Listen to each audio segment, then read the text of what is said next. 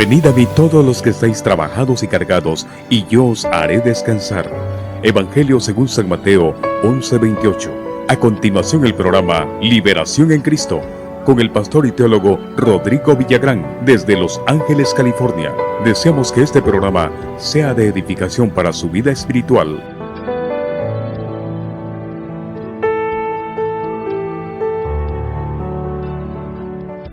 Saludos cordiales. Un gusto para mí y un placer estar nuevamente con ustedes. Saludos también para Israel López y familia. Gusto saludarte, hermano, ahí en Tiguizate, Guatemala, mi pueblo natal. Guatemala para Cristo. Todos los chapines, Dios les bendiga grandemente. Hermanos, quiero entrar a un tema específico. Yo creo que la parte tercera y última de la tipología del tipo y antitipo. Tipo el Antiguo Testamento y antitipo el Nuevo Testamento.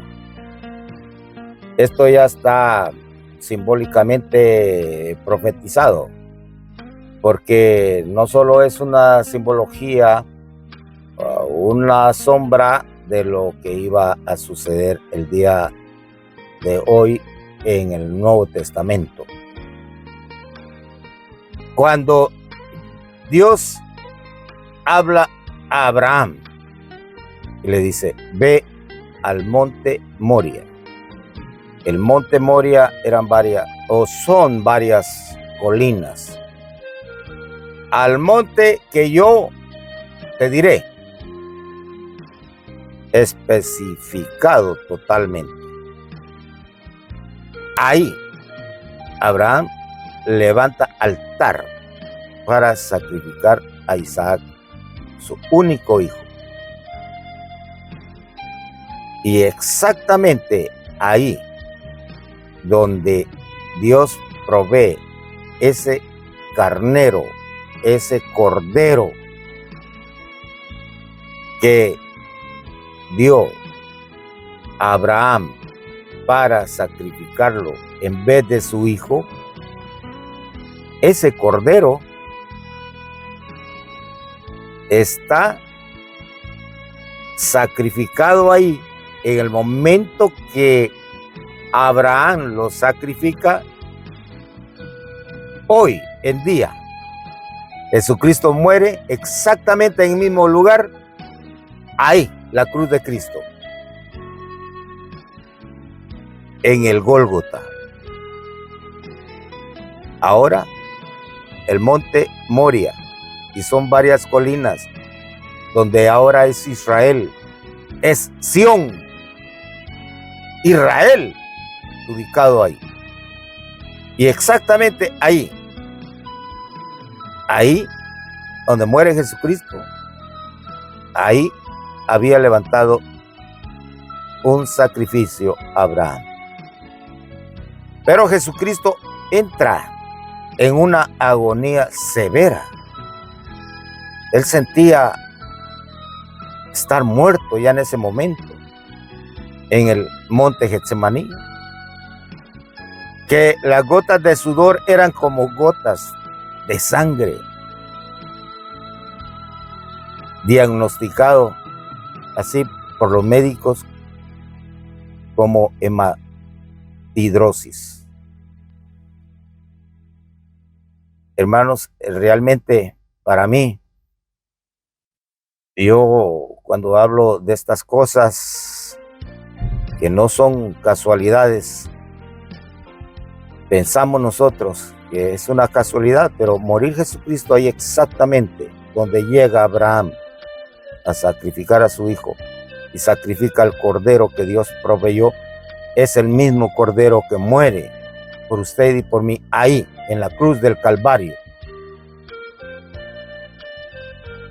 Y sabe que antes de que Jesucristo naciera, hubieron acontecimientos cósmicos, años 7, 6, 5 hasta el nacimiento de Cristo.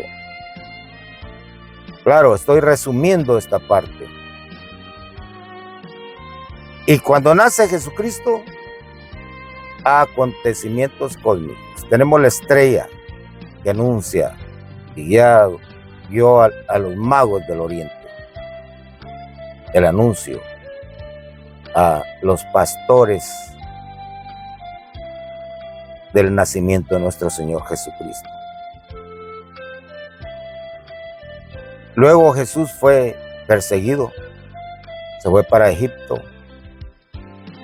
Luego cuando regresa y predica los 3 años,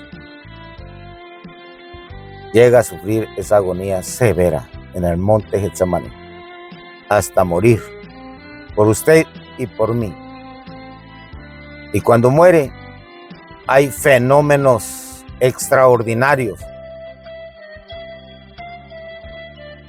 que hubo oscuridad por 3 horas, desde las 12 hasta las 3 de la tarde. Tembló de tal forma que se partieron las rocas. Pero cuando hubo oscuridad, la tierra y el cielo se conmovieron totalmente. Se han conmovido totalmente, que era luto para el mundo entero y todo el espacio se conmovió, y hasta tembló la tierra y las rocas se partieron. Los sepulcros se abrieron y santos se levantaron de esos sepulcros. Es algo extraordinario, hermanos. Momento que el velo se rompió en 2, de arriba hacia abajo. Simbolismo que ya la entrada al lugar santísimo, ahora podíamos entrar todos y podemos entrar. Aunque la Biblia dice que Dios no habita en templos hechos por mano de hombres, y lo dice Hechos 17, capítulo 24 a 25. Pero la Biblia también dice que donde hay 2 o 3 congregados en mi nombre, dice, ahí estoy manifiesto. Y lo puede ver en el capítulo 18 de Mateo. Hermanos, donde usted esté usted en una reunión, en un local, en un lugar donde se puede reunir, ahí está el Señor. Donde 2 o 3 hay congregados, ahí estoy yo, dice el Señor. Y yo siento la presencia de Dios. Le aseguro que sí. Siento la presencia de Dios cuando tomo estos temas que me ponen a pensar, a meditar todos estos acontecimientos. Ya que creamos o no creamos, eso pasó. Y en el libro de Mateo capítulo 27, verso 51, dice así: y he aquí, el velo del templo se rasgó en 2. Y hay entrada. Venid a mí, los que estáis cargados y cansados, que yo os haré descansar.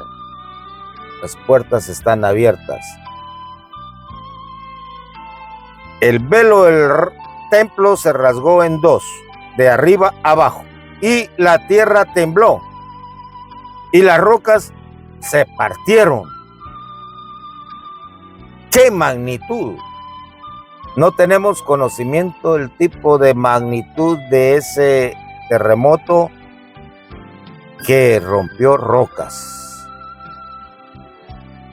Es algo, yo nunca lo he visto en mi vida. La tierra se conmovió. Oiga lo que dice aquí. Y se abrieron los sepulcros, y muchos cuerpos de santos que habían dormido se levantaron.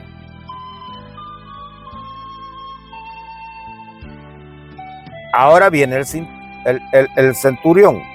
Oiga bien, un tipo que tenía 100 soldados a su cargo. Estaba acostumbrado a estar crucificando a muchas personas. Tenía un corazón muy duro. Él ya estaba apto y ya acostumbrado a estos eventos. Era una persona fuerte de espíritu, fuerte de que veía morir a alguien y él no sentía nada.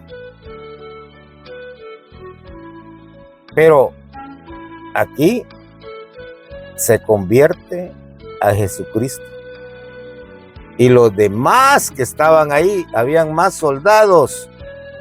Ahora, vea usted acá, dice, y saliendo de los sepulcros, después dice, de los sepulcros, después de la resurrección de él, vinieron a la santa ciudad y aparecieron a muchos, los que resucitaron. Y el centurión dice así, el centurión y los que estaban con él, soldados, guardando a Jesús, visto el terremoto y las cosas que habían sido hechas ante sus ojos.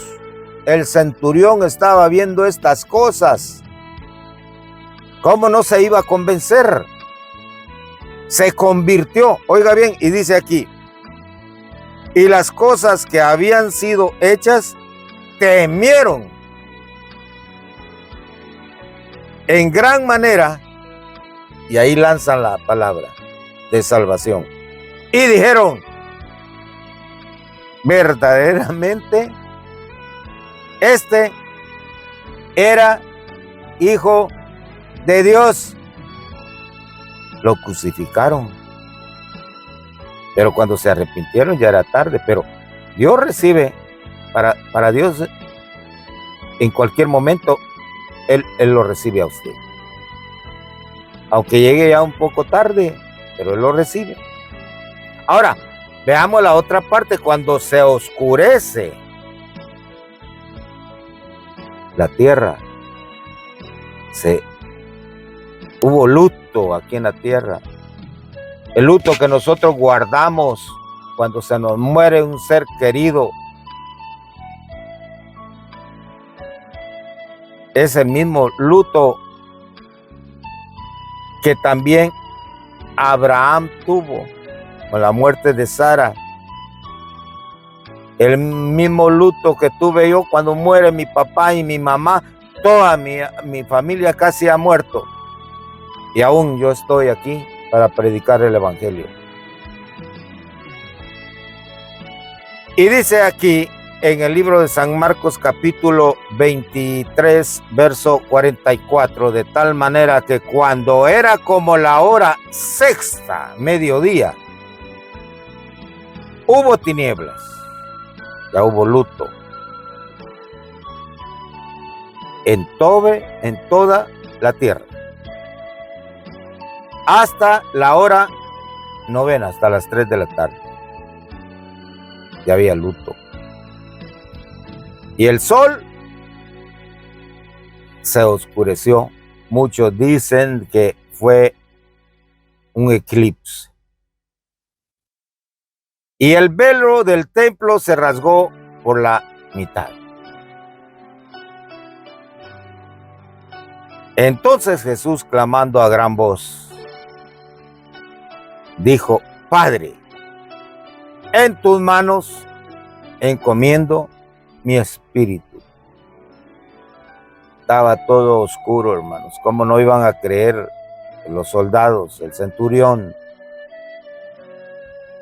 Y habiendo dicho esto, expiró. Cuando el centurión vio lo que había acontecido, dio gloria a Dios, se convirtió, diciendo: verdaderamente, este hombre era justo, igual que el ladrón del lado derecho de Jesucristo, cuando se convierte ahí mismo y Dios se lo lleva para el paraíso. Y toda la multitud de los que estaban presentes en este espectáculo, viendo lo que había acontecido, se volvían, se regresaban, golpeándose el pecho, arrepentidos. Jesucristo ya los había perdonado a los que lo crucificaron. Vea, ahí donde Jesucristo, donde cavaron para poner la cruz, esa roca se rompió en dos. Y cuando el centurión mete la lanza en el costado de Jesucristo para probar que ya estaba muerto, brotó sangre y agua, hematidrosis, diagnosticado. Y yo quiero darles ese testimonio de Ron Wyatt, quien llegó a ese lugar. Y no es casualidad, no hay casualidades. Está anunciado del Antiguo Testamento con Abraham, el lugar, es el mismo lugar donde muere Jesucristo, donde ahora es Sión y sigue siendo Monte Moria. Quiero dejar el tiempo para que vean ustedes este testimonio. Jesús ha resucitado. Él es nuestro sustituto y redentor. Alabado sea el Señor. Y en el lugar donde había sido crucificado había un huerto, y en el huerto un sepulcro nuevo, en el cual aún no había sido puesto ninguno. Juan 19:41. Así que esto es lo que tenemos: el Gólgota, el lugar de la calavera a nuestra derecha, y la tumba del jardín a la izquierda. Y en medio tenemos el lugar de la crucifixión de Cristo. Jerusalén fue construido en el monte Moriah, escrito aquí en azul. Aquí es donde Dios pidió a Abraham que sacrificara a Isaac 2000 años antes de Cristo. Dios, en cambio, ofreció a su propio Hijo para ser sacrificado en esta misma montaña. El área marcada en verde es la porción norte de la montaña y la zona más alta de Moriah, donde se encuentra el Gólgota. Esta área es de especial interés. La escarpa de piedra caliza que se muestra aquí tiene en la piedra los cortes romanos que se acostumbraban durante las crucifixiones. Y la tierra tembló y las rocas se partieron. Mateo 27:51. Una fisura grande o grieta en el acantilado se inicia en la parte superior de la escarpa y luego se extiende por la cara de la roca. Hoy en día la fisura se ha rellenado. Conecta con los recortes donde los letreros fueron colocados.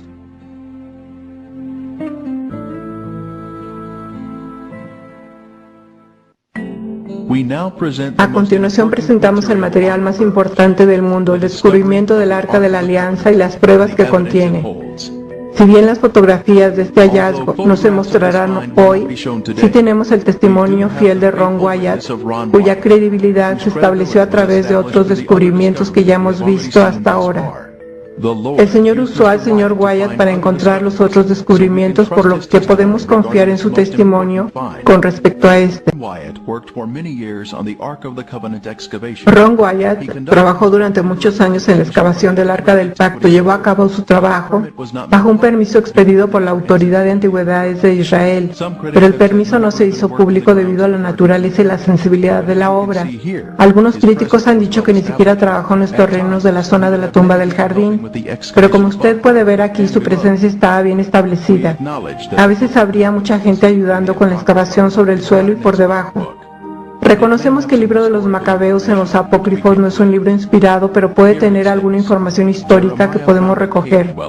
Aquí dice, ahí Jeremías encontró una caverna, metió en ella el arca, el toldo que la cubría y el altar del incienso, y luego tapó la entrada con piedras. Este lugar quedará secreto hasta que Dios tenga compasión de su pueblo disperso y lo reúna. Entonces el Señor mostrará de nuevo estos objetos. Segunda de Macabeos 2, del 5 al 8.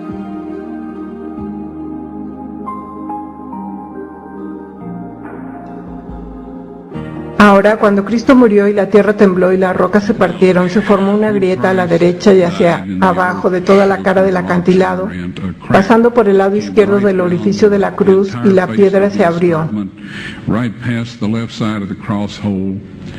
Allá abajo, por debajo de 20 pies, Dios había dispuesto que el Arca de la Alianza, con su asiento de la misericordia, imagínese, su trono terrenal, fuera colocado justo abajo, 600 años antes, en el 586 a.C., cuando el ejército de Babilonia destruyó la ciudad. Cuando el centurión metió la lanza en el vaso de Cristo y probablemente en el ventrículo izquierdo para asegurarse de que estaba muerto antes de darle el cuerpo a José de Arimatea, al retirar la lanza, las células separadas de color rojo sangre y el suero de la sangre del Hijo de Dios se derramaron, cayeron a través de esa grieta sobre el asiento de la misericordia, y eso ratificó el antiguo y el nuevo pacto. Avancé en esta cámara que estaba impecable. Cuando la encontré, había allí 4 jóvenes de pie. Y empecé a decir, ¿qué están haciendo aquí? Me quedé helado. No me podía mover, no podía respirar, no podía hacer nada. Uno de ellos dijo, somos los 4 ángeles que han estado cuidando el arca desde que Moisés puso las tablas de piedra en ella. Y me indicaron que preparara mi videocámara con el tripié y la dirigiera hacia el arca de la alianza. Y se acercaron y levantaron el propiciatorio. Y luego me dio instrucciones para tomar una muestra de sangre del asiento de la misericordia y hacerla analizar, y yo hice todo lo que el ángel me dijo que hiciera. Siendo breve, la sangre seca es sangre muerta.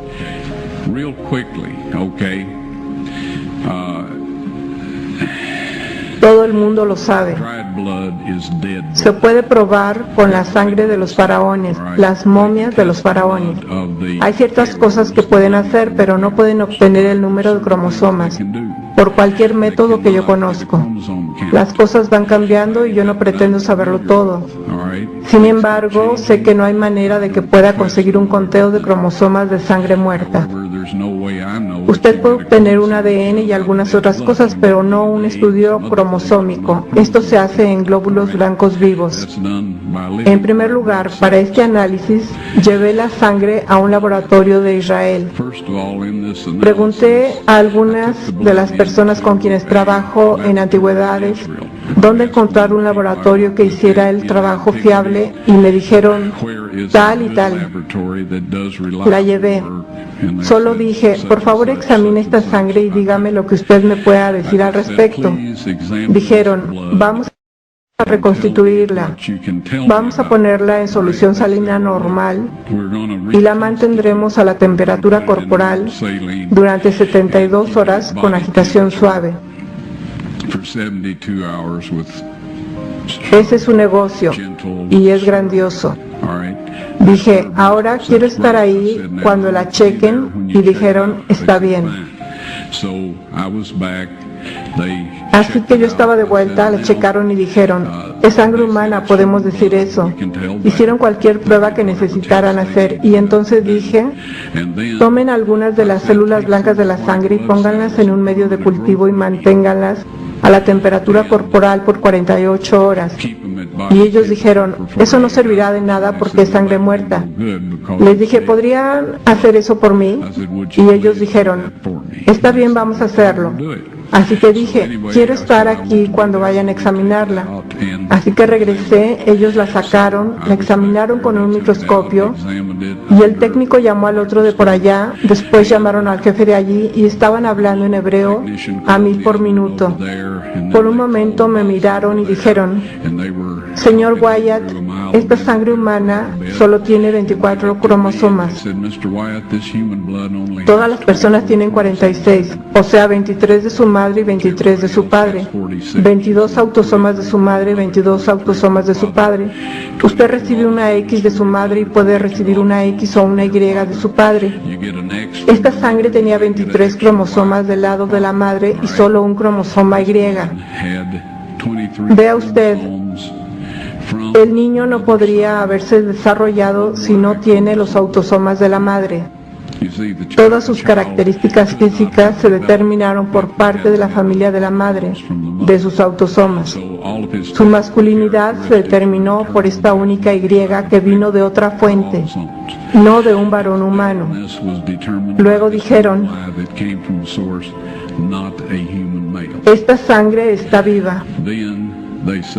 Y luego dijeron, ¿de quién es esta sangre?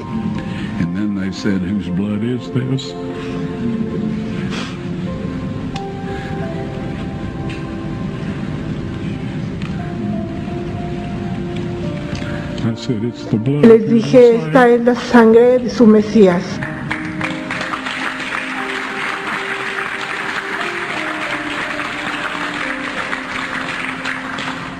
Y les aseguro que la vida de aquellos hombres ha cambiado.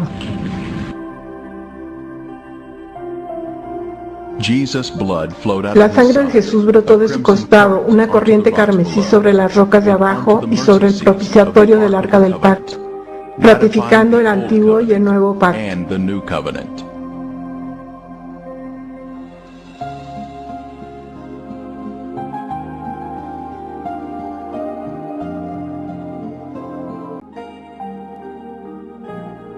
Él nos amó y envió a su Hijo en propiciación por nuestros pecados. 1 de Juan 4:10. La antigua palabra propiciación en inglés significa asiento de la misericordia.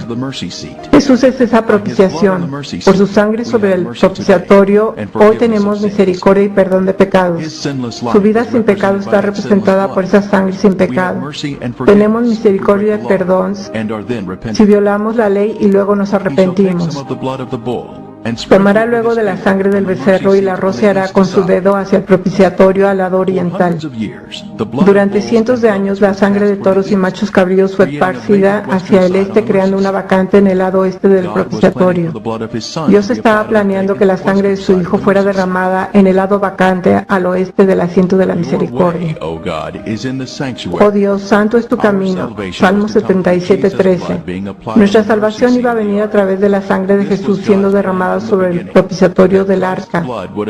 Este era el plan de Dios desde el principio, que la sangre de Cristo ungiera el propiciatorio del arca con los 10 mandamientos debajo, cumpliendo así el nuevo pacto y concediendo misericordia a la humanidad.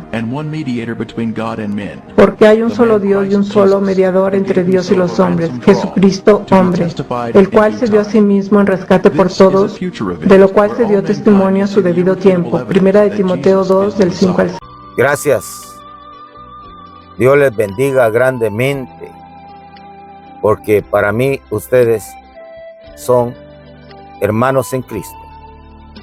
Y espero que este tema haya tocado su corazón.